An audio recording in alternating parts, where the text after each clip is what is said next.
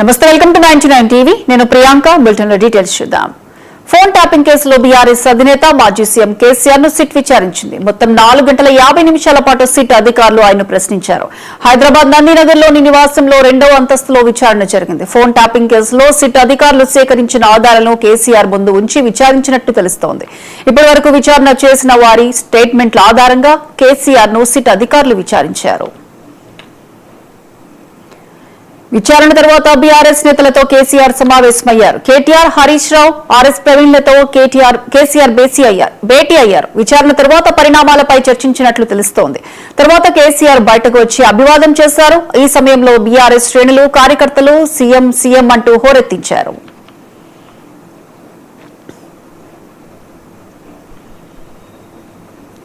Madhapur DCP Ritiraj, IPS Vijay Kumar, IPS Narayana Reddy, additional ఎస్పీలు Arvind Kumar, KS Rao KCR ను ప్రశ్నించారు. ఆయన చెప్పిన విషయాలన్నింటినీ సిట్ అధికారులు రికార్డు చేసుకున్నారు.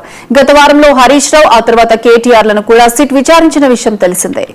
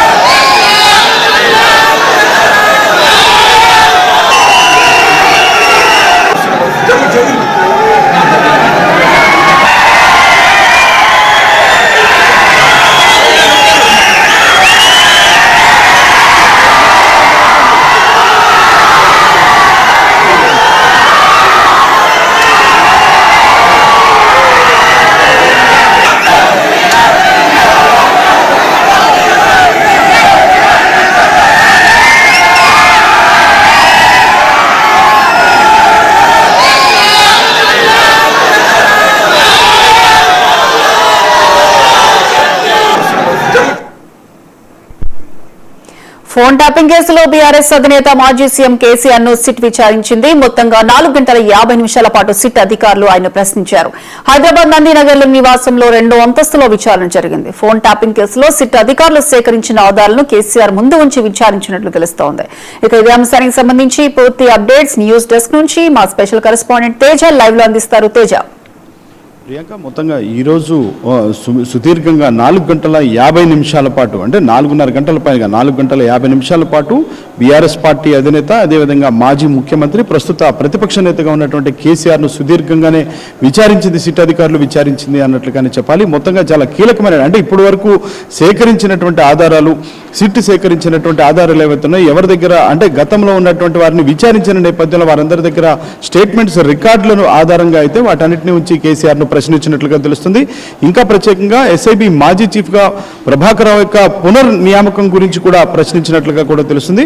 మొత్తంగా అయితే 4 గంటల 50 నిమిషాల పాటు ఈ విచారణ అయితే కొనసాగింది. విచారణలో చాలా ఆడియో పరంగా, అదేవిధంగా వీడియో రికార్డింగ్, ఆడియో రికార్డింగ్, ఈ 2 పరంగా జరిగింది. హైదరాబాద్ నందినగర్ కేసీఆర్ నివాసంలో 2వ అంతస్తులో కూడా ఈ సిట్ అధికారులు కేసీఆర్ను విచారించారన్నట్లుగానే చెప్పాలి. సో విచారణ అయిపోయిన అనంతరం సిట్ అధికారులు అయితే మాత్రం వారు 2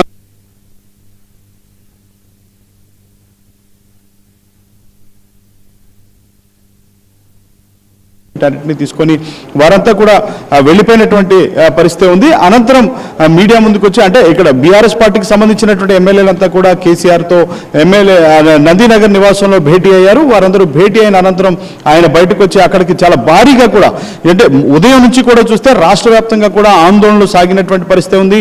కేసీఆర్కు సంఘీభావంగా కూడా చాలా మంది ఇటు ప్రభుత్వం పైన అదేవిధంగా ముఖ్యమంత్రి రేవంత్ రెడ్డి పైన నిరసన జ్వాలలు అయితే వారంతా వ్యక్తం చేశారు. మొత్తంగా ఒక రకంగా బీఆర్ఎస్ పార్టీ శ్రేణులు రాష్ట్ర వ్యాప్తంగా భగ్గుమన్నారన్నట్లుగానే చెప్పాలి. నందినగర్ నివాసం దగ్గర కూడా చాలా ఉద్రిక్తమైనటువంటి పరిస్థితి ఏర్పడినటువంటి పరిస్థితులు కూడా మనం చూసాం. ఇదే నేపథ్యంలో కేసీఆర్ అభివాదం చేస్తున్నటువంటి నేపథ్యంలో కేసీఆర్ను చూడటానికి నందినగర్ నివాసం ఆ ప్రాంగణం మొత్తం కూడా బీఆర్ఎస్ పార్టీ శ్రేణులతోటి వారికి సంబంధించినటువంటి కేసీఆర్ అభిమానులతోటి అక్కడికి కిరిసిపోయింది అన్నట్లుగానే చెప్పాలి. అయితే ఆయన వచ్చి అభివాదం చేసటం అనేటువంటిది ఒక భావోద్వేగంగా అక్కడ కనిపించినట్లుగానే చెప్పాలి. అనంతరం ఆయన మరి కాసేపట్లో అంటే వారందరితోటి బీఆర్ఎస్ పార్టీకి సంబంధించినటువంటి ఎమ్మెల్యేలు ఎమ్మెల్సీలతో కొంత ముచ్చటించిన తర్వాత ఆయన అక్కడి నుంచి నేరుగా ఎర్రవల్లి ఫామ్ హౌస్ కు బయలుదేరి వెళ్తారు. అనంతరం కేటీఆర్ హరీష్ రావు అయితే మీడియాతో ఒక మీడియా సమావేశం నిర్వహించేటువంటి అవకాశం కనిపిస్తుంది అన్నట్లుగానే మనం చెప్పాలి. ప్రియాంక చెప్పండి. అయితే మరి కాసేపట్లో ఇటు హరీష్ రావు కావచ్చు కేటీఆర్ కావచ్చు మీడియా సమావేశం ఏర్పాటు చేయనట్లు తెలుస్తోంది. అయితే తర్వాత పరిణామాలు ఏ విధంగా ఉంటాయనుకోవచ్చు? ఖచ్చితంగా ప్రియాంక అంటే ఇటు బీఆర్ఎస్ పార్టీకి సంబంధించినటువంటి శ్రేణులు ప్రధానంగా ఇటు మాజీ మంత్రులు కావచ్చు ప్రస్తుతం ఎమ్మెల్యేలుగా ఉన్నటువంటి వారు కావచ్చు బీఆర్ఎస్ పార్టీ శ్రేణులంతా కూడా ఒకటే ఘంటాపదంగా చెప్తున్నారు. ఇది కేవలం కుట్రపూరితంగా రాజకీయంగా కక్ష సాధింపు చర్యలో భాగంగానే ఈ విధంగా కాంగ్రెస్ పార్టీ వ్యవహరిస్తుంది.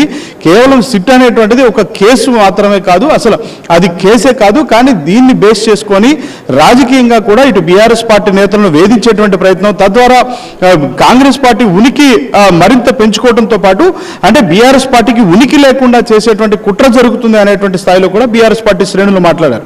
సో ఇదే నేపథ్యంలో ఇక ఇప్పటివరకు తర్వాత అంటే హరీష్ రావుని విచారించినప్పుడు కొంత భావోద్వేగం బయటపడింది. అనంతరం కేటీఆర్ని విచారించారు. కేటీఆర్ని విచారించినప్పుడు కూడా మరింత ఎక్కువగా కూడా రెస్పాండ్ అయ్యారు. బీఆర్ఎస్ పార్టీ శ్రేణులంతా చాలా ఆగ్రహాన్ని వ్యక్తం చేశారు. అనంతరం సంతోషరావు, ఇప్పుడు తాజాగా కేసీఆర్. ఇక కేసీఆర్ను కూడా అంటే ఆయన అభ్యర్థులను కూడా సిట్ అధికారులు తిరస్కరించినటువంటి పరిస్థితులు ఉన్నటువంటి నేపథ్యంలో ఎట్టి పరిస్థితులు దీన్ని బీఆర్ఎస్ పార్టీ శ్రేణులు అయితే చాలా సీరియస్గా తీసుకున్నారు.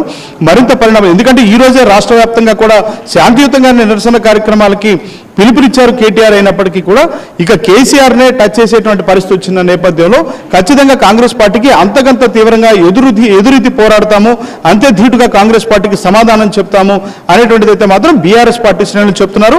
కాంగ్రెస్ పార్టీకి సంబంధించినటువంటి వైఫల్యాలు, అదేవిధంగా కాంగ్రెస్ పార్టీ తీసుకుంటున్నటువంటి నిర్ణయాలు, రాజకీయ కక్ష సాధింపు చర్య, బీఆర్ఎస్ ని టార్గెట్ చేసినటువంటి అంశాలు ఇవన్నీ కూడా ప్రజల్లోకి తీసుకెళ్తామనేటువంటి విధంగా కూడా ప్రణాళిక సిద్ధం చేసుకుంటున్నారు అన్నట్లుగా బీఆర్ఎస్ పార్టీ శ్రేణులు ఈ విధంగా కూడా సిద్ధమవుతున్నారు అన్నట్లుగానే మనం చెప్పాలి. ప్రియాంక తేజ అయితే మొదటిసారి కేసీఆర్ కి నోటీసులు ఇచ్చినప్పుడు కేసీఆర్ స్పందించడం జరిగింది. అయితే ఏవైతే మున్సిపల్ ఎన్నికలు ఉన్నాయో అప్పటి వరకు కూడా అయ్యే వరకు కూడా సమయం కోరడం జరిగింది.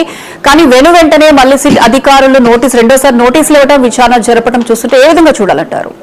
ఖచ్చితంగా ప్రియాంక, ఎందుకంటే కేసీఆర్కి సిఆర్పిసి 160 కింద సిట్ అధికారులు నోటీసులు ఇచ్చారు. నోటీసులకు చాలా అంటే అదేవిధంగా అంతే గౌరవంగా కూడా కేసీఆర్ కూడా స్పందించారు. తనకి చట్టాలన్నా న్యాయాలన్నా గౌరవం ఉంది, ఖచ్చితంగా అటు సిట్కి నేను సహకరించి తీరుతాను, కానీ ఎర్రవల్లి ఫామ్ హౌస్లో తనను విచారించాల్సిందిగా ఆయన కోరారు. అంటే 65 ఏళ్ళ పైబడినటువంటి వారు ఎవరైతే ఉంటారో వారందరికీ కూడా సీనియర్ సిటిజన్స్కి ఆ విధమైనటువంటి వెసులుబాటు ఉంటుంది అనేటువంటి సుప్రీంకోర్టు గైడ్ లైన్స్ కూడా ఆయన కోట్ చేసినప్పటికీ సిట్ అధికారులు అయితే మాత్రం దీన్ని పూర్తి స్థాయిలో తిరస్కరించారు. అంటే ఆ పరికరాలు ఏవైతే ఉన్నాయో విచారణ పరికరాలని అవన్నీ కూడా మేము పూర్తి స్థాయిలో క్యారీ చేయలేము, మాకు హైదరాబాద్ అనువైనటువంటి ప్రదేశం కాబట్టి నందినగర్కి రావాలన్నారు. ఇదంతా కూడా బీఆర్ఎస్ పార్టీ శ్రేణుల్లో కొంత ఆగ్రహ జ్వాలను రగిలించింది అన్నట్లుగానే మనం చెప్పాలి. ప్రియాంక తేజ అయితే ఈ రోజు కేసీఆర్ విచారణలో అడిగిన ప్రశ్నలు కావచ్చు, కేసీఆర్ చెప్పిన సమాధానాలను బట్టి మళ్ళీ కేటీఆర్ గానీ హరీష్ రావు కూడా విచారణ జరిపే అవకాశాలు ఏమైనా ఉన్నాయనుకోవచ్చా? ఖచ్చితంగా ప్రియాంక, ఎందుకంటే ఇటు కేసీఆర్ కూడా ఇటు సిట్ అధికారులు చెప్పినట్టుగా తెలుస్తుంది. మరొకసారి అవసరమైతే విచారణకు పిలుస్తాము, విచారణకు హాజరవ్వాలి, సహకరించాలన్నట్లుగా కూడా సిట్ అధికారులు కోరినట్టుగా తెలుస్తుంది. ఇప్పటికే ఇటు కేటీఆర్ని విచారించినప్పటికీ, హరీష్ రావును విచారించినప్పటికీ, లేదంటే సంతోషరావును విచారించినప్పటికీ మరోసారి అవసరమైతే ఖచ్చితంగా సిట్ విచారణకు పిలుస్తాము, సిట్ విచారణకు హాజరు కావాల్సి ఉంటుంది. ఎందుకంటే వారు ఇప్పటికే అవన్నీ ఆ విధంగా కూడా వారు సేకరించినటువంటి ఆధారాలను ముందు పెట్టి అడుగుతున్నారు కాబట్టి వారందరిపైన పూర్తి స్థాయిలో. Right Teja, thank you.